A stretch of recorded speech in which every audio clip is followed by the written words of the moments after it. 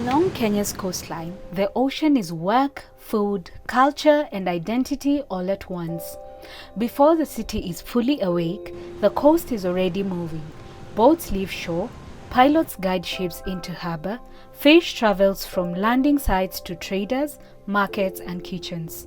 Seaweed farmers, swimmers, waste workers, entrepreneurs, port operators, and conservation groups depend on the same ocean in profoundly different ways.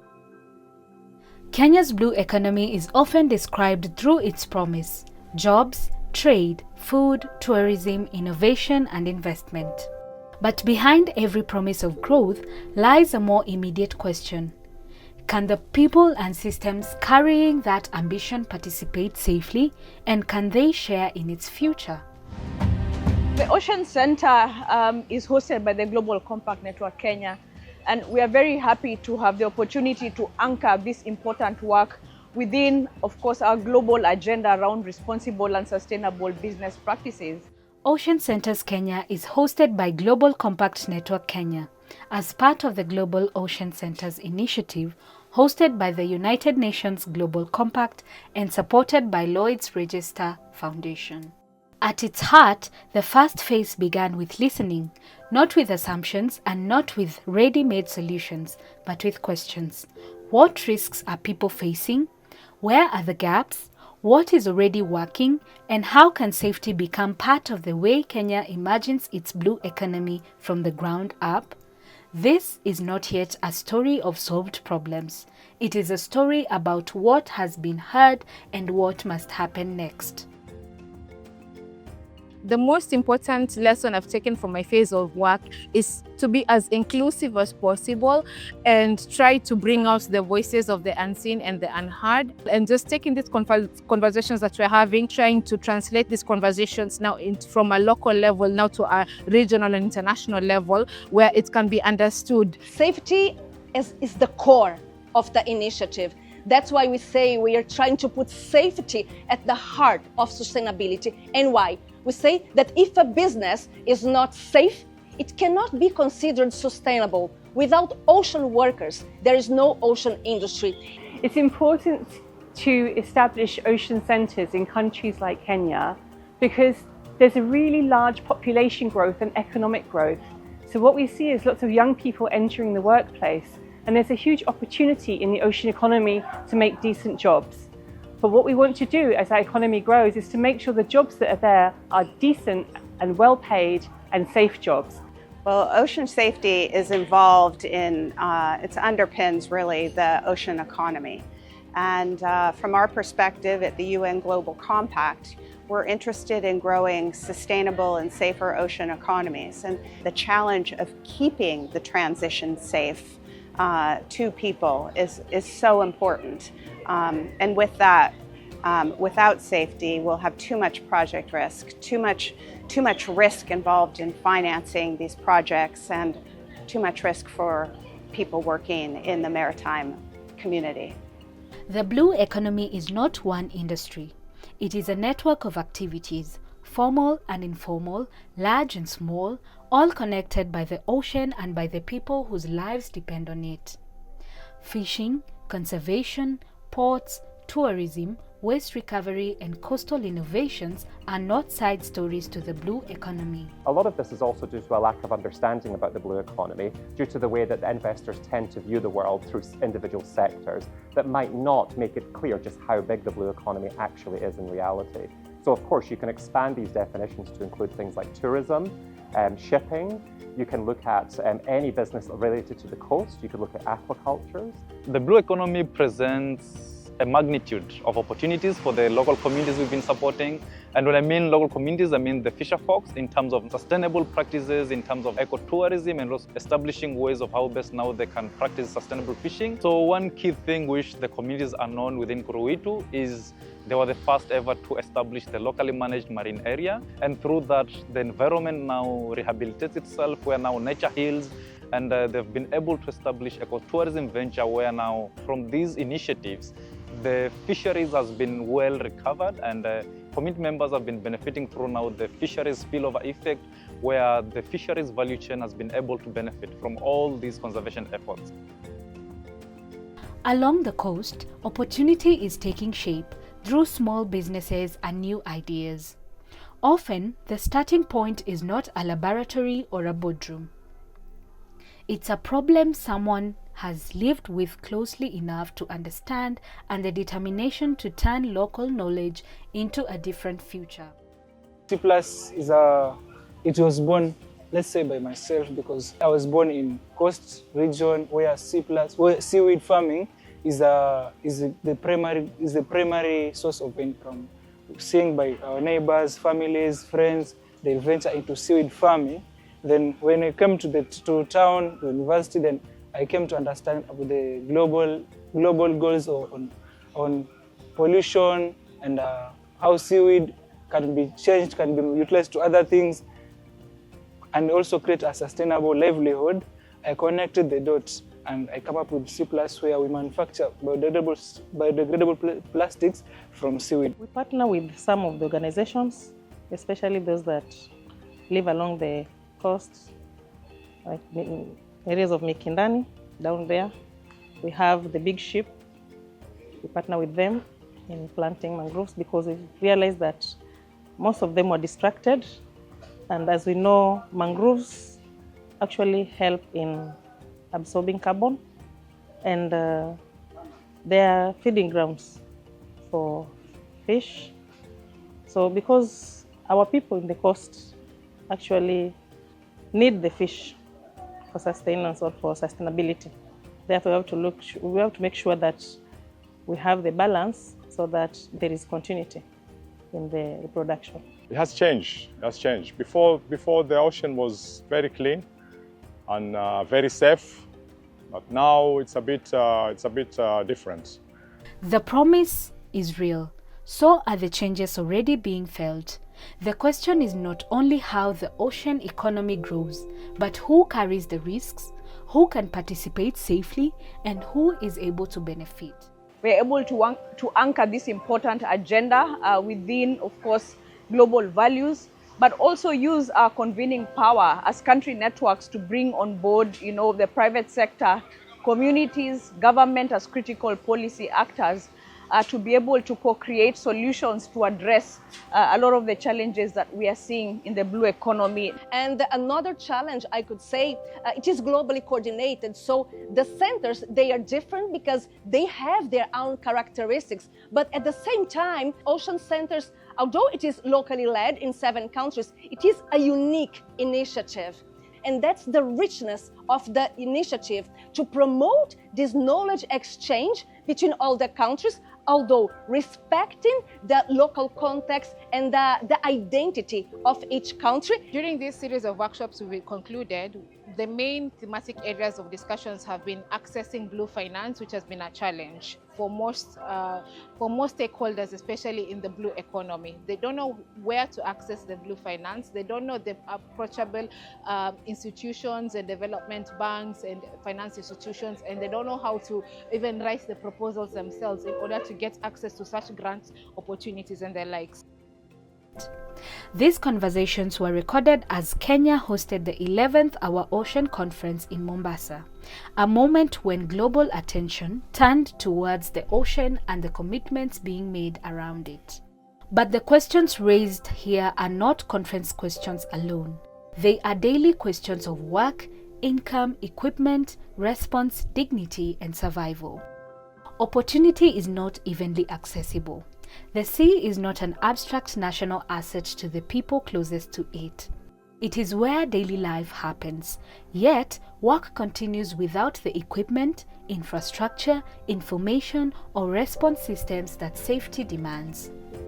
Our mission at the Foundation is to engineer a safer world, so we want to put safety at the heart of everything we do. What we do know is that the ocean economy is growing all around the world. And the ocean is also the most unsafe place to work. So when the ocean economy grows, it's really important to us to make sure that the economy grows in a safe and sustainable way. There's been a lot of sensitization towards having the correct PPE and how to carry out proper, have a good safety culture, I'll say, during our day-to-day operations. That is from myself going out to board the vessels, trickling all the way down to the terminal operations. However, I would say that when you look across the sector is very wide, and you can indeed identify the gaps, especially when it trickles down to the smaller local communities where people are trying to get into the industry without actually understanding how important a proper safety culture is. At sea, risks can become brutally simple. A weather change, a capsized boat, a missing radio, a delayed response. In those moments, safety is measured in distance, equipment, communication, and time. Challenge ya kwanza kubwa sana sana ikifika msimu ule bahari iko rough ama iko mbaya. Sana sana in case chombo kimezama kule bandarini ama baharini, sana sana huwa hakuna support inatoka haraka. So inatubidi sometimes unapiga simu Mombasa ndio walete boti ya kuja kufanya rescue. Na huwa inachukua process. Unaenda unapigia simu huyu anaku direct kwa huyu, inaenda kwa huyu, so ikifika time ya rescue inakuwa kazi ngumu kidogo. Sasa hii katika hii BMU yetu ama jiseme yetu tuko tu na boti moja na ni ndogo, haijakuwa ile na standard ya kwamba inaweza kufanya rescue. Unaweza enda labda hata wewe mwenyewe pia hiyo boti pia nayo ipate shida. Hata hiyo mafundisho ya sea safety tumekuwa nazo mafundisho, lakini hatujapata ile chombo ya kufanyia hiyo sea safety. Most timely the fishermen they're getting a lot of risk. Wakienda kuvua kama season kama hii ni high tide ambao maji ni makubwa, na first respond huwa inapatikana kwa ufupi. Most of the time fishermen ndio wanajitolea na vyombo vao kwenda kusaidia wale wenzao ama kwenda kugive hand, ili mradi paka ile kitengo kitakapokuja kusaidia wale wenzao. First danger is that every place, like here, when you come in, it's already slippery there. And when the water is this much, from where the coral ends, it's deep straight away. So people who don't know this place, those who don't know how to swim, most of the time they get in trouble there, because they think they can walk. When they reach where it's deep, they don't know. And I told them that the short term is to have a rescue center everywhere there is public swimming. Short term, everywhere there's public swimming, we have to have a rescue center. Once we have a rescue center, we have lifeguards, and we have the equipment and the water sports equipment, and we teach skills, swimming skills, life-saving skills. So in case anything happens anywhere, anybody can be saving somebody's life. And most of their fishing activities, they are under-equipped when it comes to safety. So most of the challenges like they encounter while they're out there, the seas are rough, they meet now the bigger vessels, and also now they're fully exposed when they're working under those conditions which are not conducive for their lives. A safer blue economy is not only built offshore. It is also built in crowded neighborhoods, in storage rooms and hot cooking lines, and in the hours before sunrise where traders arrive to collect stock. The safety story continues through every person who transports, stores, cleans, fries and sells the catch, and through places that were never designed for this work. Yeah, we started a group because we wanted to bring the community together and help one another. Majengo Fish Savings and Development Group was a group that was formed about 10 years ago, and we have about 20 active members. The main goal was to come up together so that we can provide even the little employment for the youth. But here, look at this is a premises where people are staying, a residential area, and we are selling fish here at the ground floor. So these are one of the challenges that we are having, because we don't have a proper storage for fish. Maybe after selling, if they remain, we keep them in these small defreezers, which is not enough for keeping the fish, I mean. With fish market, the supply is not consistent. And therefore, when the catch is big, we run short of storage facilities, thereby making our fish go bad before they are sold. Like right now, you see we are she's actually on the process of frying, and the heat, the makers are so near to her. She doesn't have enough wares to protect that heat, and even the facilities, even the place you see, we don't have enough facilities to hold our food well. No, not at all. It is not well structured because we lack so many things. Like I said earlier, that this is a residential area. So the area is not designed for cleaning fish. We don't have enough proper drainages meant for cleaning fish. When there is excess supply in the market, then the fish goes bad under our very eyes, and there's nothing that we can do about it. So there's need for construction of proper storage facility that is capable of accommodating all our catch, irrespective of the season, in good condition, properly maintained. That is a guarantee for a better life for the community around. Their role is they should be helping us, yes, in providing the storage facilities, protective gears, among other things.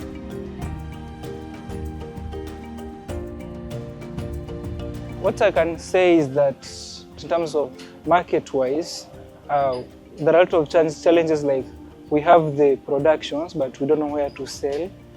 Things to do with technical, it's where maybe at the site, maybe running very far from the medical hospital, medical centers, or even things to do with electricity. For example, let us take, for example, of fishermen. They do a lot of fishing, but where do they keep their fish? Maybe to sell in 3 days or in 1 week to come. There's no electricity, there's no refrigerators for such things. The risks among the challenge that people may face is that sometimes people are growing seed into deep sea, into deep ocean. Maybe they require boats and whatever. Apart from that, someone can drown and even accessing when it is high tide, it's also quite a challenge. Our relationship with the blue economy is that for long, plastics have been leaking into the natural environment, from land into our rivers, and eventually into the oceans. And therefore, our mandate is to ensure that we support initiatives that prevent plastics from reaching the ocean or any packaging material for that matter. Plastics are toxic outside of where they're intended to be, and more especially when they are leaking into the natural environment, into our waterways, and eventually into our rivers and to our oceans. For the fish ecosystem and for those who are dependent on the oceans for their livelihoods, they have a reduction in terms of what they are able to harness in terms of value from the oceans. At Kepro, we believe that waste is not necessarily waste unless it is mismanaged. And when you're talking about mismanaging, then the last mile efforts really are important. And here you'd be talking about me and you as the average consumer. So the first point of intervention is bridging that information gap for majority of our consumers who are not aware of their responsibility as far as environmental stewardship is concerned, and how then their actions contribute to ocean pollution. I may start with lack of awareness, especially with the communities around, lack of adequate protective gears, especially when dealing with the waste management sector, because you'll find that someone may be working without gloves, or they may find sharp shells maybe in the marine. When planting the mangroves, you find that there is heat and dehydration, because you find that we stand there for longer hours, and that is also another challenge. One thing that we've learned so far is that we've been able to build trust by listening. A lot of the times the community members, the fisher folks, artisanal groups, their biggest complaint is that they feel as though no one listens to them. Policy directives are given from above, resources are utilized, and yet they do not see the effects. And then when things are deployed, they're not deployed effectively because they don't actually address the needs of the community. So what the Ocean Center does is that it highlights the issues, bring them all together in the same room, and let their voices be heard. So one, we build trust, and because of the trust that we built, it is actually a very stable way to get donors and other institutions involved, because they can now see the data for themselves that these are actual issues and problems that need to be solved, and the answers to those issues are within the community. The first phase of Ocean Centers Kenya was not designed to solve everything at once. It was designed to listen carefully enough that future action could be grounded in reality. What emerged was not one problem with one solution, but a connected landscape of rescue gaps, worker protection, food handling, pollution, market access, data, infrastructure, and under-recognized local innovation. The next test is whether listening can become coordination, and whether coordination can produce action without losing the voices that made the process meaningful. The next phase needs to focus on primarily taking the challenges that were identified through the 8 workshops that we were able to undertake, and then turning those challenges into solutions and recommendations that can be put into action, be it short-term, mid-term, or long-term, so that the Kenyan community at large can expand their knowledge and expertise in terms of safety. We've now received all the reports from the first phase of the work, and we've received the report from Kenya, and it's a really interesting read. The next thing we will do is to publish that report, and we will move into the next phase of the work, which is to get the action done, to actually develop a roadmap for safe and sustainable development of the ocean economy here in Kenya. There was a woman yesterday in the conference, and she said, what we don't want is a wish list, we want a to-do list. As Oceans Alive, we've been developing locally made, locally designed solutions that we've termed them as a living classroom. So we don't have to go and look far. We already have the solutions. It is an aspect of now upscaling these solutions to the wider coastal Kenya, the Western Indian Ocean region, and the whole global world. We have the solutions. As local communities, they have the solutions that need to be curated for expansion and upscaling. So the Ocean Centers Kenya stands in as a bridge through collaboration networks, maybe giving technical